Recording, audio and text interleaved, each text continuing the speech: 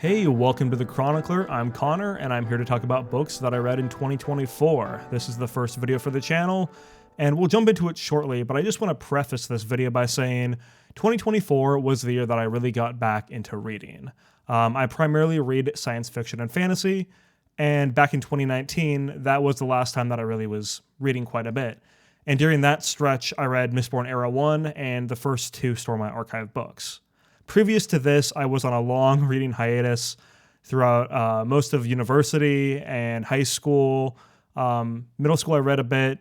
Really, it was required reading, and I feel like I read so much textbooks in school that I didn't view reading as something that I wanted to do to get away from, schooling. So I'm glad that I'm back in the reading hobby, and I'm fully committed to it. In 2024, I read 27 books.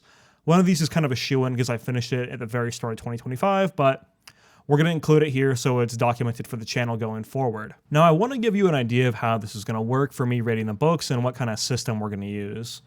We are going to rank them on a tier list, but my tier list is kind of letter grades with some exceptions in there. S tier is like greatest of all time. I love this book. It's an all-timer for me. And then below that, we basically have letter grades that you'd see in school. And I have an Excel spreadsheet that I keep where I do actually have like precise percentages for where I think the book falls. I like having that minute detail to kind of let me separate books out more finely for where I feel they fall in line or one's slightly better than another. For each book on the tier list, I'm going to briefly talk about them and then just tell you what I like about it and maybe a general overview of what the book is about. And then we're going to rank it here on my tier list. So what reignited and started my passion for reading again? Well, in 2024, I started off with Roadside Picnic. Now, the YouTuber Skillup is actually the one that put me onto this. He's a video game YouTuber, and I have a video game channel, and on there, I was going to talk about the Stalker series. That didn't happen, but it did let me read this book because I wanted background information. The Stalker video game series and the Stalker movie are both loosely based on this book, and the game that Skillup was talking about is Pacific Drive, which is loosely, I think, inspired by this book here. Now, what is Roadside Picnic? It's a Russian sci-fi novel where there's stalkers, which are individuals who travel into areas called the Zone.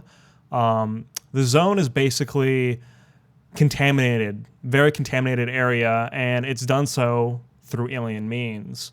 So it's really interesting to see individuals go out here, very desperate individual that you mostly follow through this story, and comb through the Zone and deal with his own personal struggles. This is the first Russian book that I've ever read. Obviously, it's translated, and the one that I read has a newer translation. Not sure when that happened. But I think for sci-fi, it's very interesting to experience sci-fi written by cultures outside your own, because culture shapes us so much in maybe even ways that you don't really think about.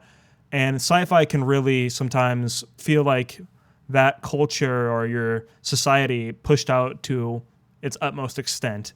And obviously, Russia has a history with some disasters. And this book definitely feels like, with things like Chernobyl, there's a strong relationship there between Chernobyl and the Zone. So seeing that is very interesting. So let's hop over to my tier ranking here. And we got Roadside Picnic. Roadside Picnic, I liked a lot.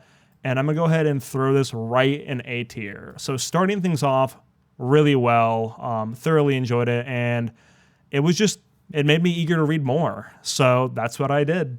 So Roadside Picnic definitely started the year strong, and then it kind of put me on a sci-fi kick. So next I read Childhood's End, which is by Arthur C. Clarke. So starting off 2024 with definitely some classic sci-fi reads. This one was actually suggested to me by my dad a really long time ago, probably when I was a kid or a teenager.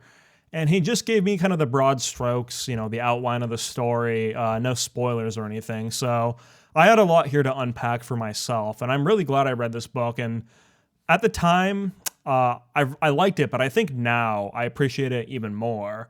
One thing to note is, I think with these older sci-fi books, I know this now, they're definitely way more conceptually focused. They're not as much character focused. In this book, you do bounce around quite a few characters. It takes place over a pretty good extent of time, but it's about the concepts more than anything.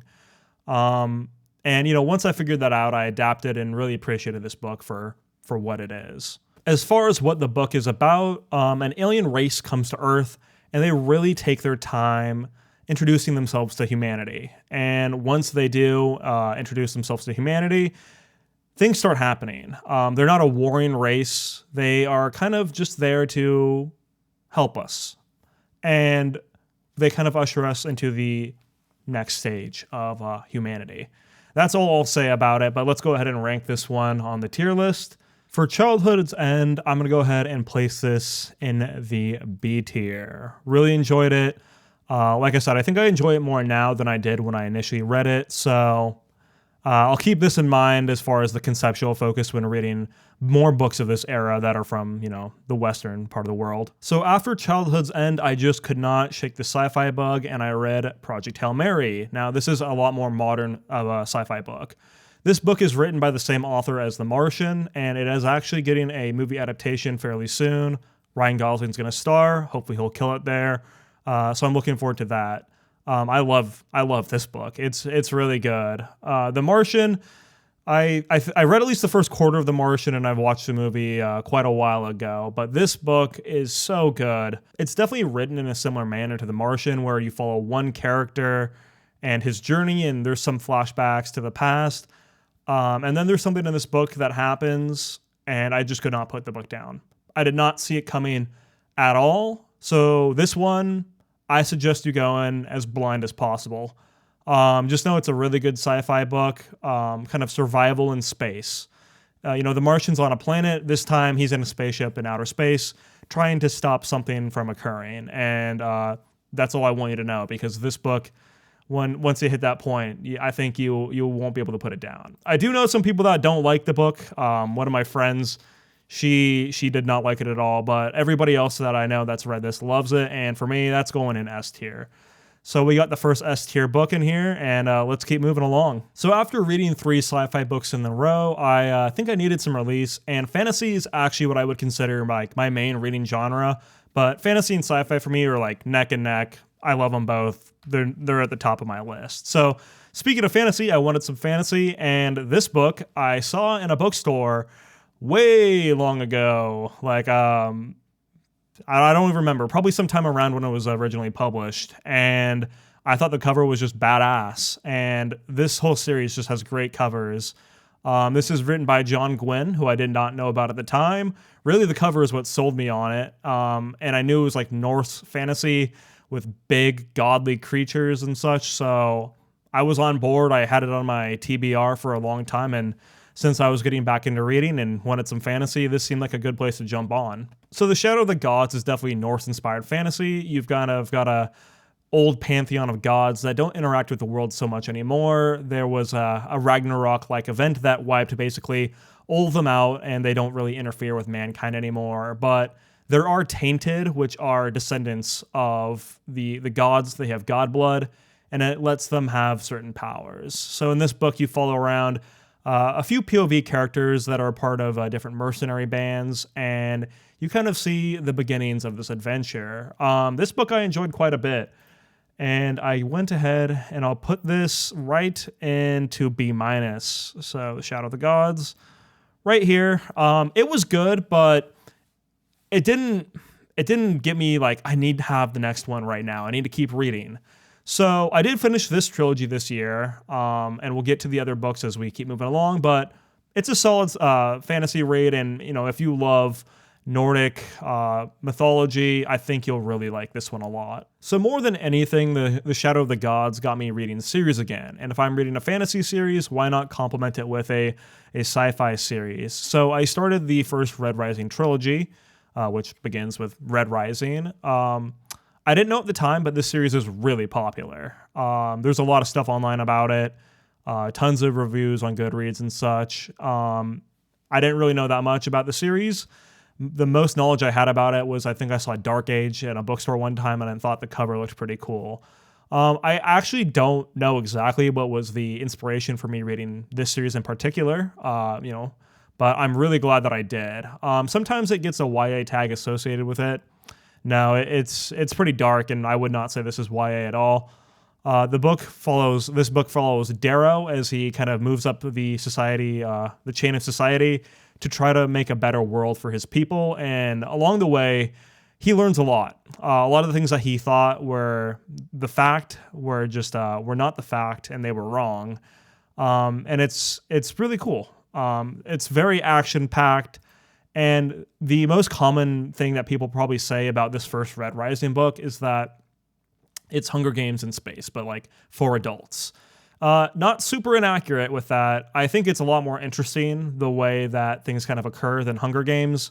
The battle royale of sorts. I think it's much more interesting how it's handled here.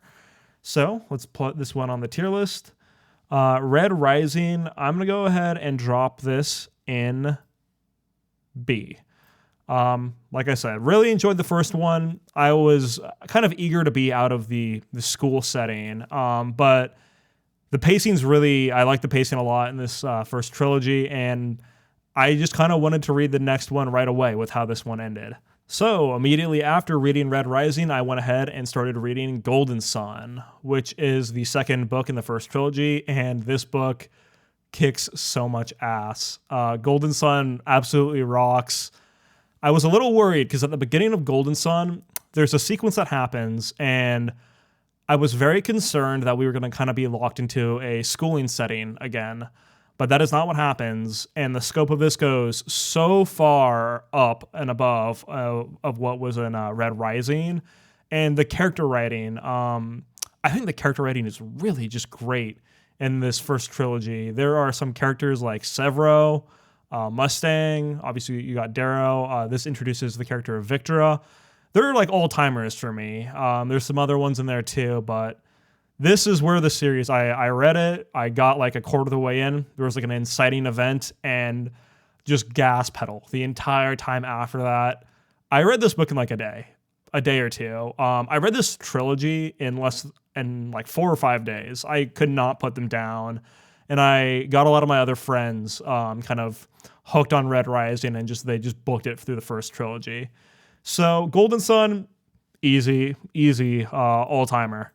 So amazing. And this book, if I couldn't wait to read the next one after Red Rising, Golden Sun, if you don't pick up the next book, Morningstar, right away after reading Golden Sun, you might be dead. Like you need to go immediately read the next one. Like, it's a physical necessity. So after saying that, I bet you can't imagine that I read Morningstar, the third and final book in the first trilogy, immediately after Golden Sun.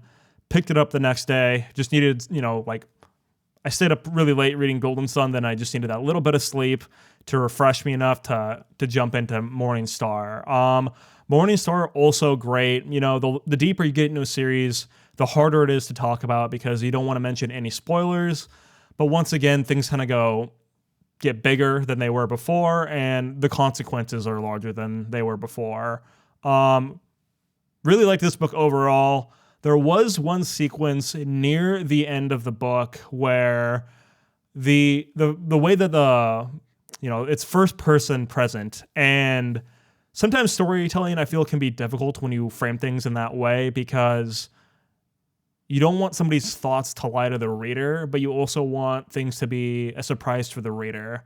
So that's all I'll really say. There was something that kind of lost me a little bit where I felt like I knew what was going to happen, but I felt like the main character, his thoughts were lying to me a little bit about what was going to go down here.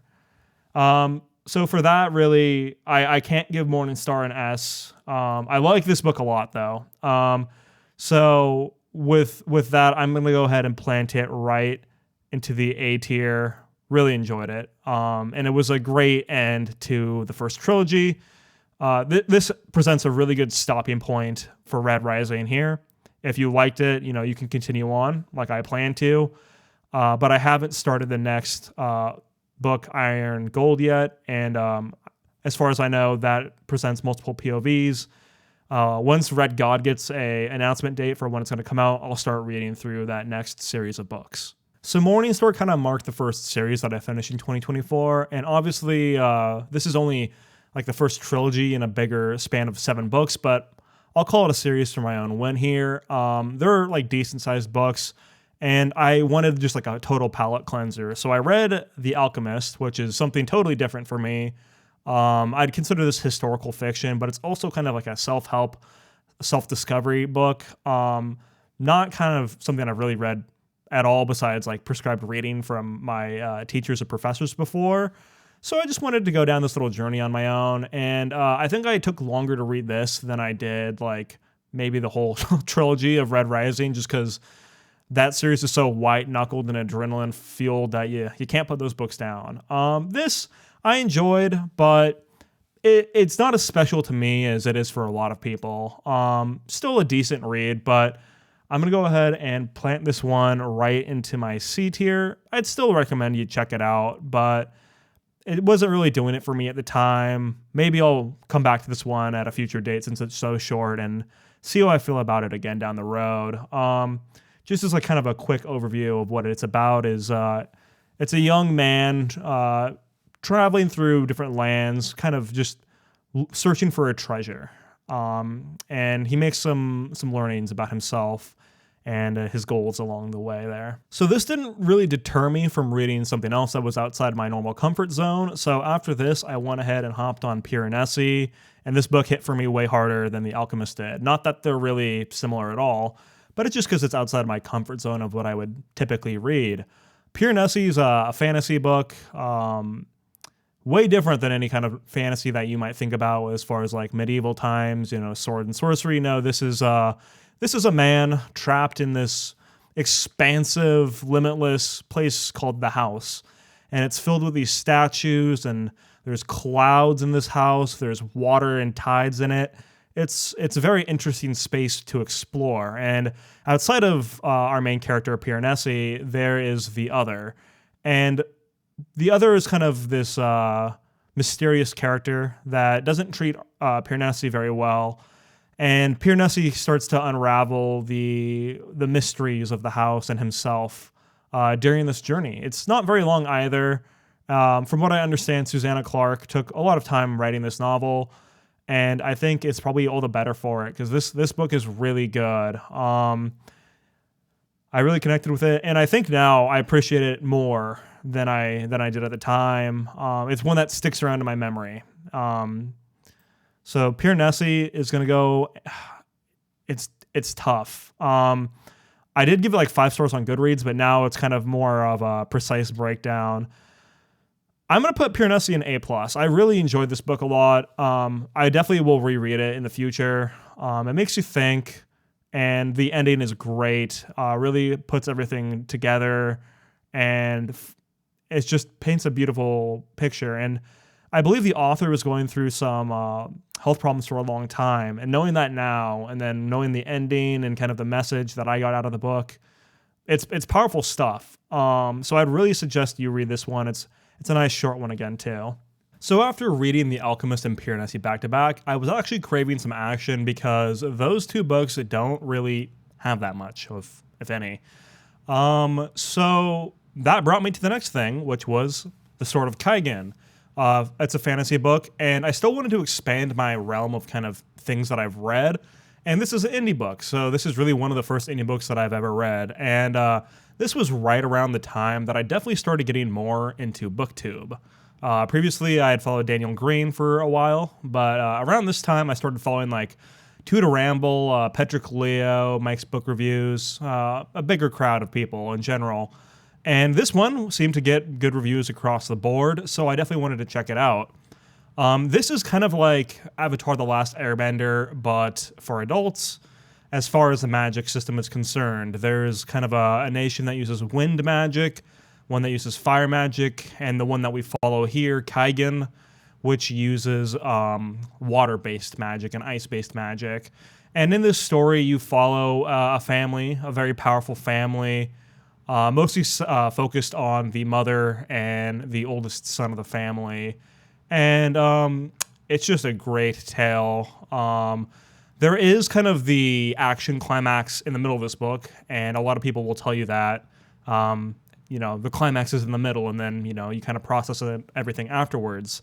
And that's true, but the real emotional, in my opinion, there's emotional climax in the middle, but the real big emotional climax that you are really working for is still at the end of the book, near the end of the book.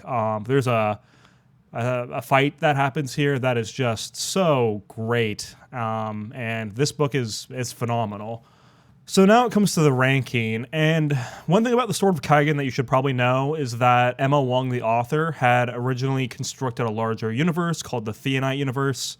It's all set on this one world. I haven't read any of the other books.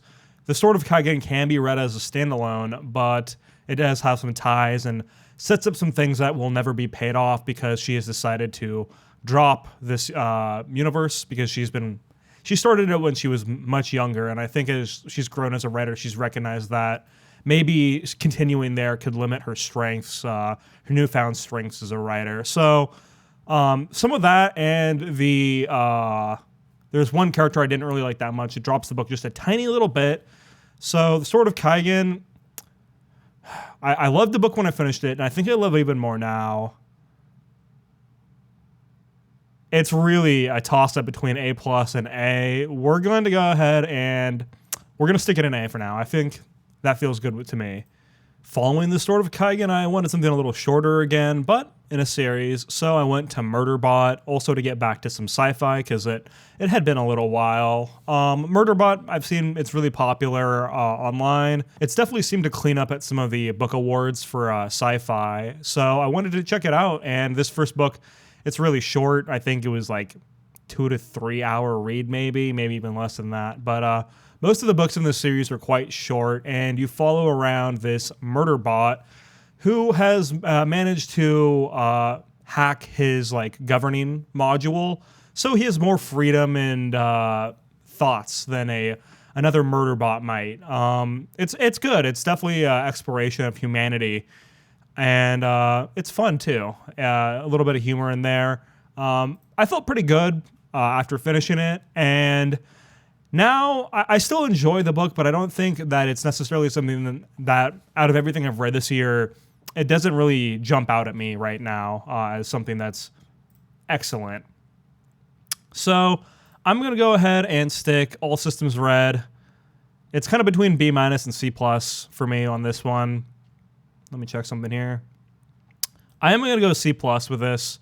I could easily be convinced to raise it a little bit higher if I reread it and was a little fresher on it. But like I said, didn't stick with me as much. I did read the next book in the series, and I think maybe reading a lot of these back-to-back could be good, but I find them as nice palate cleansers between some of the bigger books that I've read. So after a brief little palate cleanser, we went back to some fantasy with The Hunger of the Gods. I definitely wanted to return to this series and keep pushing forward, and I'm happy to say that I think this is the best book in the trilogy for me. I definitely found this to be a big step up. I've actually found lately that second books, a lot of people don't like second books as much because you're kind of setting up for the third, but this year, a lot of the second books I read were my favorite, such as Golden Sun and then this, and even in Stormlight Archive with, oh my god, Words of Radiance. In the second book, a lot of the times if you have different POV characters, the threads start to intertwine, and there starts to be more overlapping and characters meeting and maybe learning a bit more about these characters that will make the relationships with other characters more interesting. And that is definitely what happens in The Hunger of the Gods. The end of the first book definitely set up some interesting stakes for the world, and they're continued on well in The Hunger of the Gods. And we get 2 more POV characters introduced in this. One of them is just kind of miserable and insufferable, but I actually liked reading his perspective a lot. And then another one's kind of on the side of the major enemy faction on this tale. So this was definitely a step up in my mind in the first book. And I think it's also the longest book in the trilogy. So for The Hunger of the Gods, we're going to go up to B+. So definitely a nice little jump there for this series. So it was right around October during this time, and I did want to get some horror books in because I enjoy horror movies a lot, and horror books are not really something that I've dived into. So why not start with maybe the king of horror, Stephen King, and I read Pet Sematary. And whenever I'm searching for this book, I always forget that cemetery is spelled wrong on purpose. And you'll learn why in the book. But this was a good book. It's a family drama. some supernatural elements to it as well, and really focusing in on loss and grief and trying to process trauma and being unable to. And it's definitely influenced by events and locations that Stephen King has lived in his real life. And I think in the foreword, he describes to you exactly how that inspired this book. But it was late at night when I finished this one, and I definitely had dreams about it. Not exactly nightmares. Didn't scare me too bad or anything, but I definitely had pretty vivid dreams about the anxiety. The end of this book is definitely amazing. It's worth sticking through if you are struggling through kind of some of the slice of life stuff. But that slice of life and those relationships between characters really helps build to that payoff at the end where things unfold and you care because you've had time to live with these characters and see that they want to be happy. They want to establish themselves in this new life. Going to the tier list now. So Pet Sematary. Yeah, this is definitely, man, I think this is another one where there were some moments in it where there's some sex stuff that I wasn't the most fond of. Nothing that like knocked it down too much for me. Just, I guess I wasn't ready to I wasn't really ready for some of the stuff that Stephen King was going to throw my way. God, this one's a little hard. I think I'm going to drop it in B+.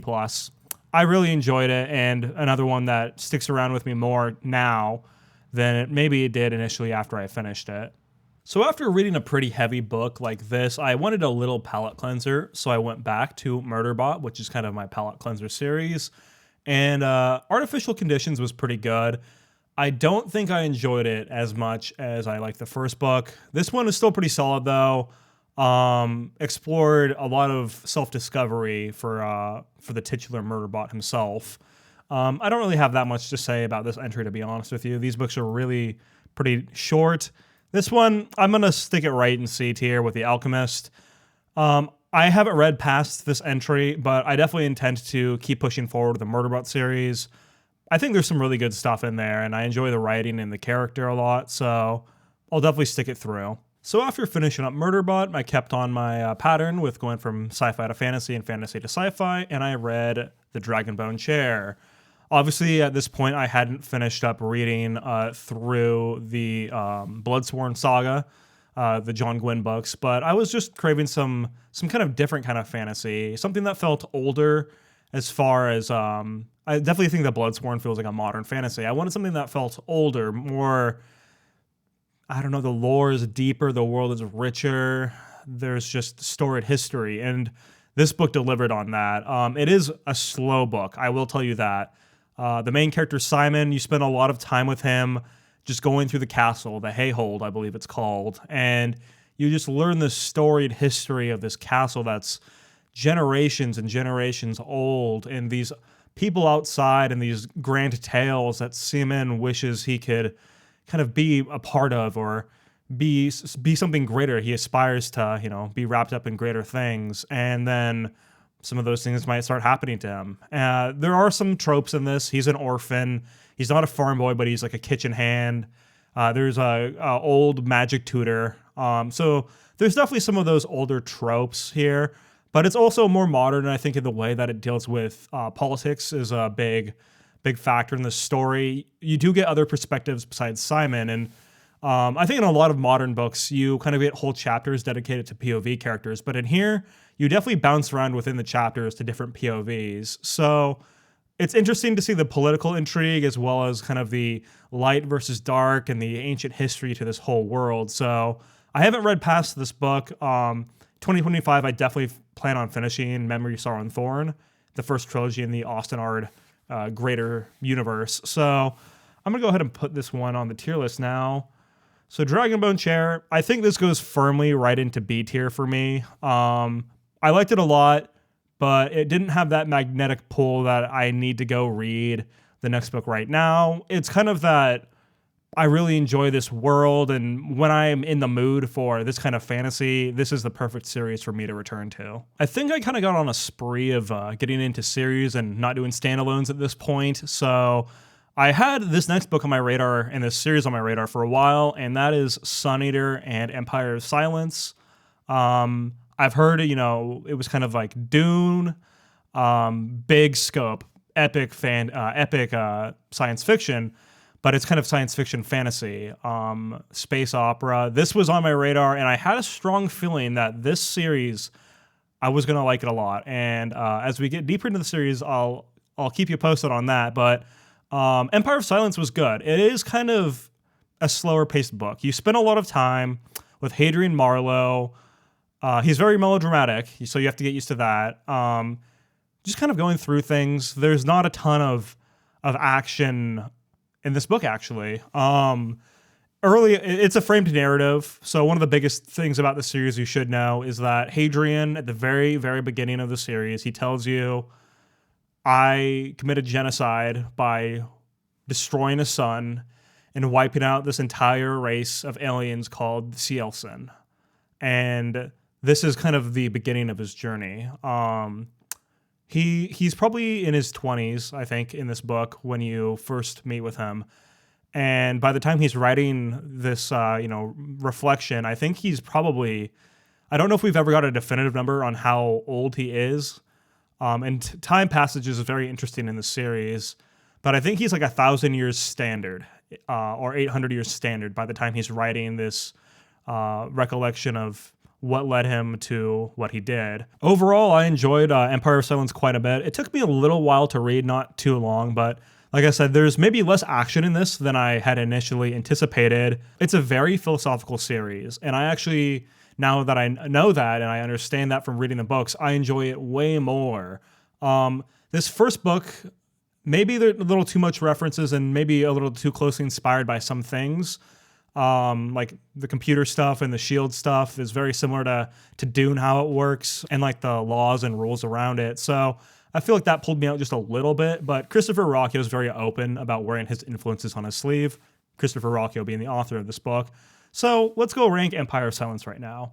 If anything, the end of this book really kind of got me in. I'm like, okay, there's one scene that happens, and they're exploring some older stuff, and that really started getting me into the series more. Some crazy stuff happens, and then the end of the book really got me signed up, because I know where Hadrian Marlowe, the character, is going, and the end of the first book is so different for him as a character to where he ends up that it really made me interested to continue this journey onwards. So Empire of Silence, right now, I think I'm going to go ahead and stick this firmly right in the middle of B. B tier is getting, a little busy here, but I think there's a lot of books that belong perfectly right in this range. So Empire of Silence was pretty good, but Howling Dark, the next book in this series, is a major step up. This book is just seriously so good. And each of the first three books kind of gave me like a major vibe. Empire of Silence gave me the coming of age and in some ways innocence and naivety. And then this book, you kind of get some loss of innocence. And the major vibe is just like this gothic sci-fi. There's some cyberpunk at the beginning too. And the philosophical questions that start to get posed in this book are really good and interesting. And one thing is I love Greek mythology, and so does Christopher Ruocchio. He's studied in it from what I know. So it was really great to see some of these things from the past, like the ship of Theseus and a bunch of other stuff that gets pulled up here. And maybe that is one of the biggest flaws for some people with the series, is that it can be overly referential, where if you don't understand the references that Hadrian's making, maybe it won't connect as much with you. But if you understand it you really appreciate what he's saying here, and it also makes the character so much more believable. Because like I've told you, this guy's melodramatic. He's a fan of the classics, Hadrian, and all the way that he's talking, I haven't mentioned it yet, but the prose in these books, it's immaculate. It's like the best writing I think I've maybe ever read in a lot of regards, and it just gets better from like book to book. So Howling Dark, the end of this book, it locked me in for like a major Sun Eater fan. I'll be a Sun Eater fan for life now. So this one, it's going in S tier. Howling Dark is absolutely incredible. When I previously said October was the time frame that I read Pet Sematary, I might have been wrong, because here's the Hellbound Heart, and I know for a fact that I read this like right on Halloween. Maybe I read a lot that month. I don't really remember fully right now. But this is Hellbound Heart by Clive Barker. And if you're familiar with the Hellraiser movie, this is the original book that movie is based on. And from what I know, Clive Barker also directed that movie, and I assume he wrote it. So I still need to go ahead and watch that. The main thing that drew me to Hellraiser was Berserk, because Berserk is like my #1 all-time piece of fictional media. And the God Hand, some of the deity kind of characters in Berserk are inspired by the Cenobites from Hellraiser. So I had to go improve my Berserk understanding and kind of like the things that inspired it. And I read this book, and it's really good. It's also another short book. Some pretty twisted characters and things that happen in it. I just really enjoyed it. And it's not that long, so I won't go into too much depth on this one. But Hellbound Heart,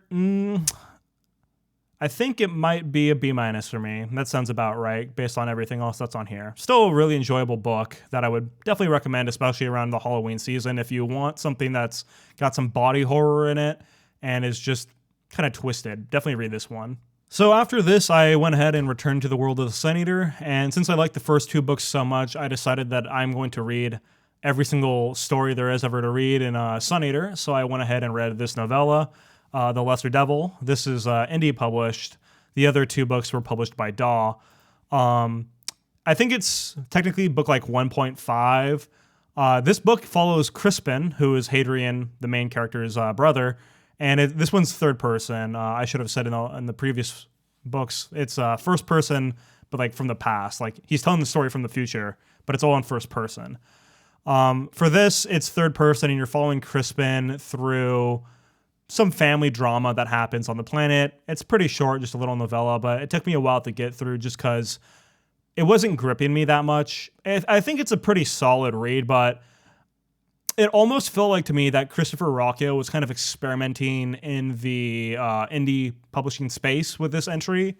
So it's not my favorite by any means for the Sun Eater books. Still a pretty good story, and while I wouldn't say that this has really connected to anything that I've read now as far as payoff, I still think if you really like want the Sun Eater lore and to understand everything that's going on, this is a pretty good read. And from what I think I know, there's going to be a second edition version of this book coming out that should hopefully have some rewritten stuff and some new cover art, because this is not my favorite cover art in this series. That's all I'll say. So we'll go ahead and plop it down here on the tier list. Lesser Devil, I think I'd probably, oh man, it's either C or C-. I think we're going to put it in the C- tier. Christopher Rocchio can write a lot better with his novellas, as you'll see in a little bit, but I'm interested to see how and if Crispin will connect more into the series later on. And one of the coolest things, or one of the best things I think in this book, is that Hadrian does see his brother in a certain light for the entire time, and his brother is not painted in a very good light at all in the beginning of the series. And seeing things from Crispin's perspective on how he views his brother in actually a much more positive light is interesting, and it helps make you understand that maybe everything, you know, that Hadrian's saying and his recounting of his tale, it's all painted through his eyes. So it was interesting to get out of those eyes for a bit and still be in the Sun Eater universe. So The Lesser Devil was nice and short, and right after it was a perfect time to transition to The Fury of the Gods.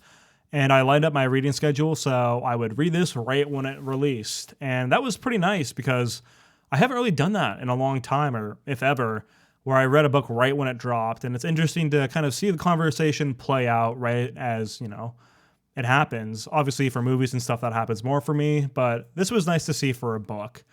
There's something you should know about this book is that John Gwynne, the author, his daughter unfortunately and tragically passed away while he was trying to write this book.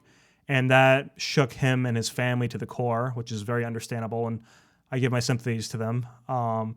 So this book was put off for a while, not that it really affected my timeline, but it did make me wonder how this book would be. Because when you have such a personal and tragic event play out like that, it changes you as a person. And that can even change the way you write, obviously. So I've watched some interviews with him talking about the writing process behind this one, and he says he wrote it like he's never written any book before. So it was pretty powerful hearing all of that. As far as the book itself is concerned, I like the book quite a bit overall. There are 2 twists that were pretty good, but one of them I got spoiled for me because I read the chapter titles. I kind of, I read on an ebook, and when I flipped through, I saw all the chapter titles, and one of my favorite characters, they just disappeared from the chapter title lists, because each chapter is just it's the number and the name of the character, and then that character was just gone. So something might have happened to them, and I might have known about it beforehand, and yeah. So that was all right, and then the action, there is like too much action in this book. I like action, but seriously, it was like so played out by the end of it. There's some great sieges and stuff, but I wanted more time with the characters because they've been through quite a bit now. Their paths have intersected, and I just wanted to see how things played out more. The very end of the book kind of feels rushed. The conclusions for our characters feel a little rushed. Definitely just wanted that extra little bit of time and to see what would happen and people live instead of just fighting tooth, nail, and claw to get by.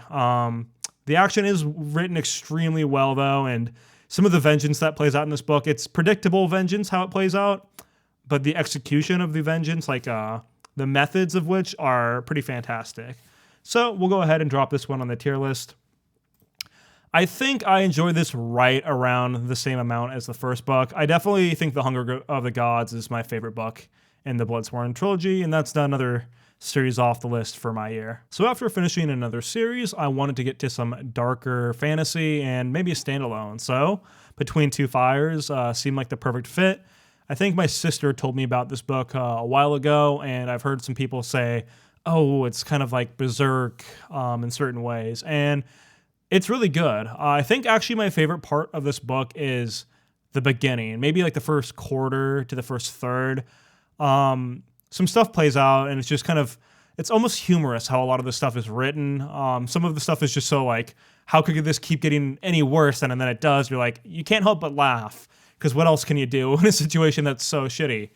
The broad premise is that, well, the way that I would pitch this book to someone rather is that this is The Last of Us 1, except it's not zombies. It is literal demons from hell and like the blight just wiping out everything instead of zombies. So that's how I'd pitch this book to you. And the end of the book, it's pretty crazy. It's a road trip through hell on Earth. Yeah. So ranking Between Two Fires, I liked it, but I didn't love it. So this one, I'm also going to go ahead and plant... Yeah, right there in B-. Definitely seems like the perfect fit for it. So now we're getting to the last few books here, and everything left is between 2 series. And one of those series is Sun Eater. This is Queen Amid Ashes, and this is kind of the book 2.5. It's a novella that was written later and inserted here, and I'm kind of following the order that Rockio suggests.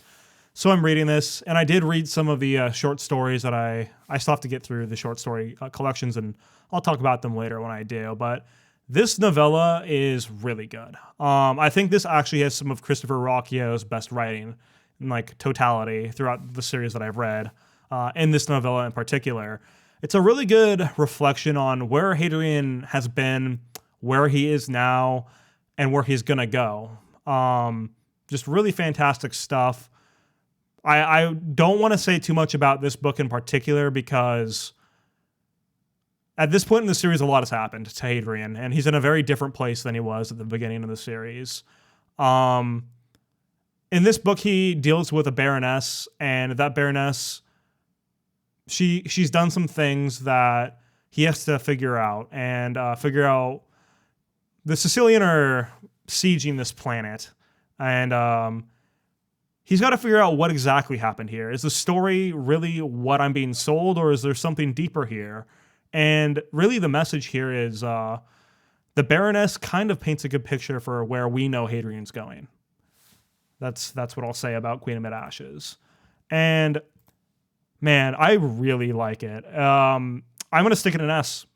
As far as novellas go, I've never read a novella this good. This is some supremely good stuff right here in this book. So Queen Amid Ashes is really just preparation for Demon in White, which is the third book in the Sun Eater series, and there is a lot of people hyping this book up online. It's got a very high score on the rating websites and whatnot, and just generally people saying it's like the GOAT. They're right. This book, even though it was hyped up, this book rips. It is all time. It's probably my favorite book of all time. It's definitely my favorite book I read this year. And I could easily say that Howling Dark and Kingdoms of Death stand up on the same level, though. This series, this like cemented Sun Eater as my favorite book series that I've ever read. It's just fantastic. And I kind of gave like the last two books, I kind of said they gave me like an overwhelming certain feeling. The overwhelming feeling I had in this book was just epic. Epic fantasy, where the scope is just immense. There's a bunch of like arcs that happen. There is so much that happens in this book. Kind of have heard it described as a JRPG because there's all these little arcs. There's even a beach scene. So it's just supremely good. And I think the character writing, Hadrian's always been pretty solid, but I feel like some of the other characters, they haven't been my favorites. I think the character writing starts getting more on point for all those other cast members in this book. You start caring about the Red Company more, which is a group that you're get to know in the second book. So in this book, you definitely get to know them a lot more. You get more connections with the characters. Yeah, I don't know what else I can say about Demon in White. Great politics, great lore reveals, epic battles. The last 20% of the book is just adrenaline. Yeah, it cemented it as my favorite series of all time. So even at book 3, you know, that's pretty good, but we'll see if the series will let me down in the future. Hopefully not. So Demon in White, yeah, S tier. So all the while I was reading Sun Eater and such, I was actually also listening to some audiobooks, and that was Dungeon Crawler Carl. So some more indie books, because I wanted to get into that, and something that I'm totally like not familiar with, lit RPGs. I'm a massive gamer, love RPGs and everything, so this seemed like something fun and easy to listen to, and I heard good things about the audiobook from my girlfriend, so I hopped on into it, and DCC is a lot of fun. It's like this guy from Seattle, his whole existence around him, the earth is just flattened, most people die, and him and his cat go into the dungeon. The dungeon's a game show for like all the aliens in the universe to watch. They make a lot of money off this game show, and Carl's just got to go through the ringer. He's got to fight his way through, and he'll let you know, you will not break me.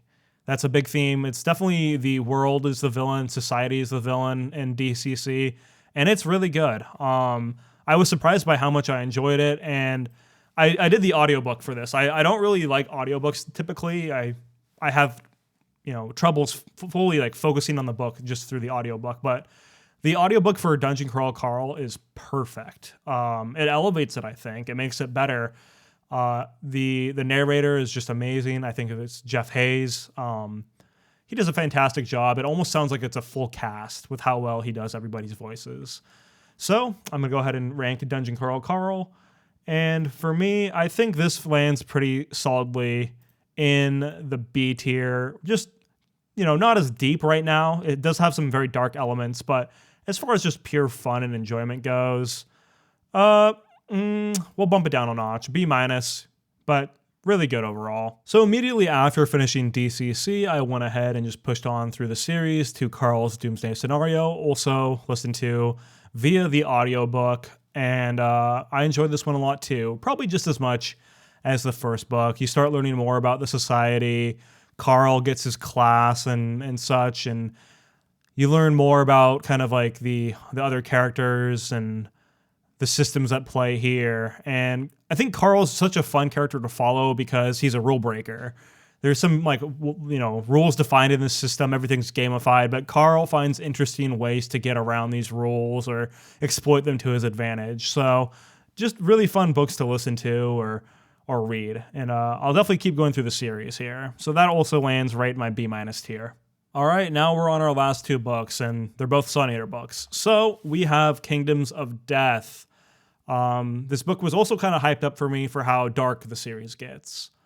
And yes, it goes there. It is supremely dark, and I love it for that. Obviously, I mentioned I'm a huge Berserk fan, and from what I know, Christopher Rocchio is too. And this book, if you're a Berserk fan, you'll see maybe some connections. Yeah, Hadrian Marlowe is just such a amazing character.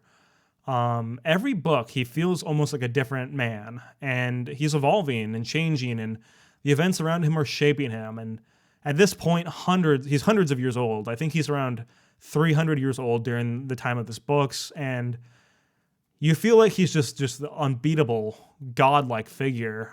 Like, what can you actually do to stop this man? And even some people in the Empire, high up in the Empire, know what this guy is kind of capable of now. So they keep sending him out to do impossible things, and you can only ask so much from somebody who's even the chosen one, before something might break. And Kingdom of Death definitely starts to explore that. This late in the series, it's really hard to talk about these books. This book is really dark. Get ready for it if you are planning on reading the series or you're still earlier on in the series. But I love the dark stuff, and it makes everything that happens afterwards really good. And real quick note, this book, this is book 4, and then there's book 5. Originally, they were one book. And due to paper shortages during, the pandemic, the book was split into 2. And this book ends in maybe the best way I think it actually could have ended.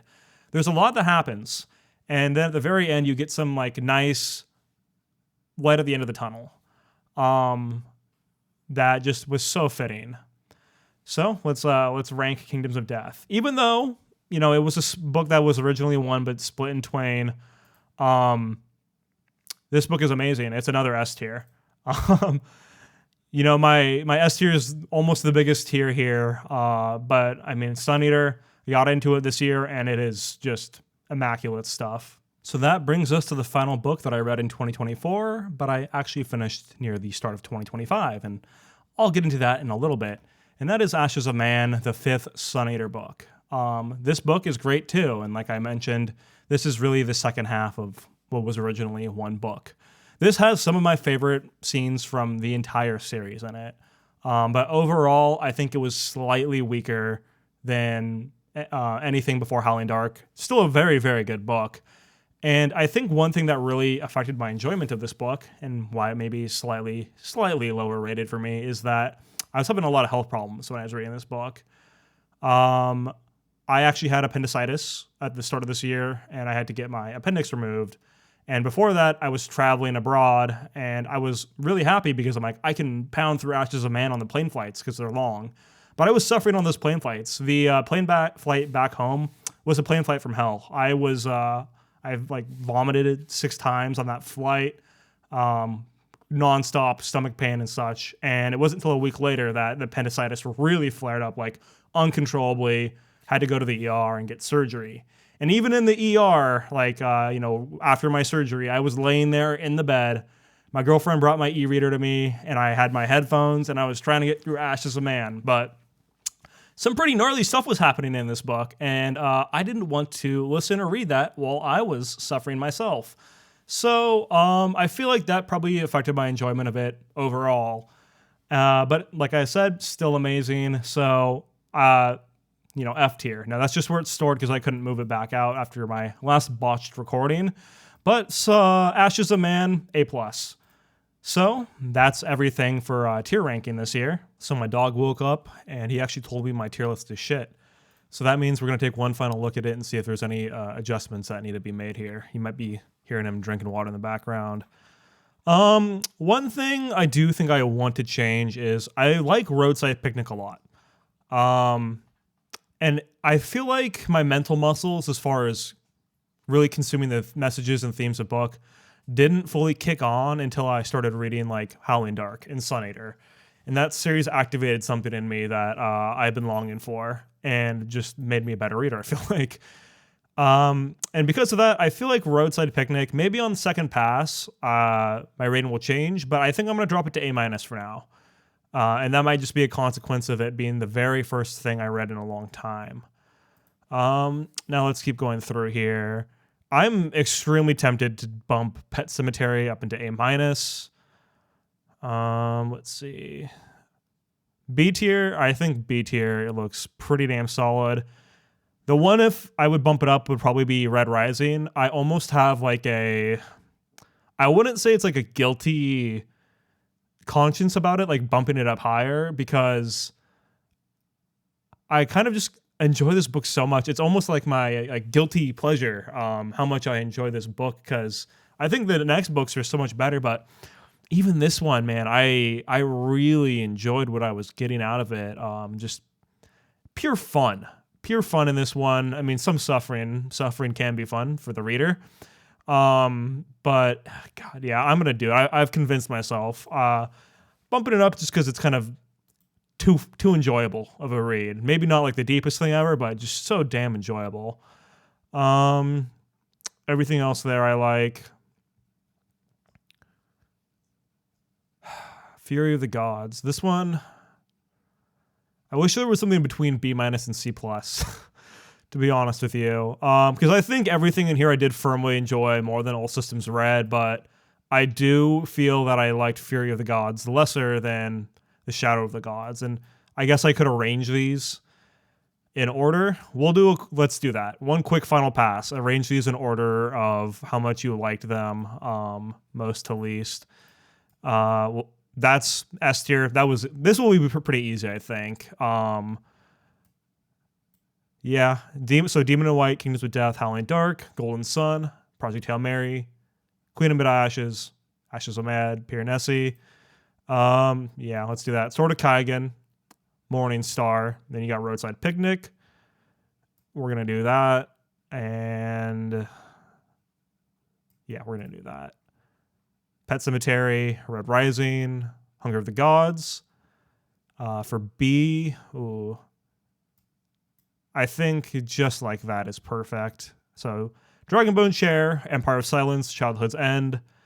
And then B-. This is where things get a little complicated, I guess. You know what? Fury of the Gods, there was some really, really good stuff in here, I won't lie. So it's tough. This one's the toughest, definitely. Oh man. These almost blend together into one book for me also, because I read them just back to back with an audiobook like it was nobody's business. I think this is the perfect order for me right here. So then Fury of Gods, Hellbound Heart, the first Dungeon Crawl Carl 2, Doomsday Scenario, Carl's Doomsday Scenario, The Shadow of the Gods, and then Between Two Fires. Yeah, I like that. And then All Systems Red, we'll do this, Artificial Conditions of the Alchemist, and then The Lesser Devil at the very end there. And let me remind you of something here. This is like letter grading for school. So a 70% should be the average. So right here, these are like average books for me. I feel like I am pretty good about picking books that I think I'm going to like to read. So this is like the baseline. Like these are solid. I recommend them to everybody. I even recommend The Lesser Devil if you're a hardcore Sun Eater fan.